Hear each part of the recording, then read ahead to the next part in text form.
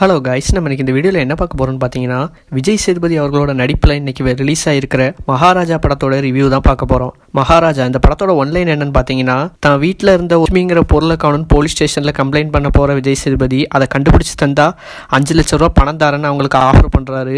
அதுக்கப்புறம் என்னென்ன சம்பவங்கள்லாம் நடந்துச்சுங்கிறது தான் மகாராஜா.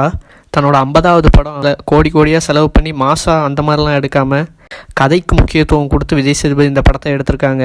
அது படம் ஒர்க் அவுட்டும் ஆயிருக்கு. படத்தில் விஜய் சேதுபதியோட பர்ஃபார்மன்ஸ் சூப்பராக இருந்துச்சு. அதுபோக அனுராக் காஷ்யப், நட்ராஜ் அவங்களோட கேரக்டரும் நல்லா இருந்துச்சு. அதுபோக இந்த படத்தோட பின்னணி இசையும் நல்லா இருந்துச்சு. இந்த படத்தில் ஒரே ஒரு பாடல் தான். இந்த படத்தோட ஃபர்ஸ்ட் ஹீரோ விஜய் சேதுபதினா, செகண்ட் ஹீரோ இந்த படத்தோட எடிட்டர் தான் நான் சொல்லுவேன். இந்த படத்தை அவ்வளோ நீட்டாக அவ்வளோ சூப்பராக எடிட் பண்ணி கொடுத்துருக்காங்க. டெக்னிக்கல் வைஸாக பார்த்தீங்கன்னா இந்த படம் ஒரு சூப்பரான படம். இந்த படத்தோட செகண்ட் ஹாஃப் சூப்பராக இருந்துச்சு. ஆரம்பித்ததும் தெரியல, முடிஞ்சதும் தெரியல. அதே மாதிரி இந்த படத்தோட எண்டு ட்விஸ்ட்டும் நல்லா இருந்துச்சு.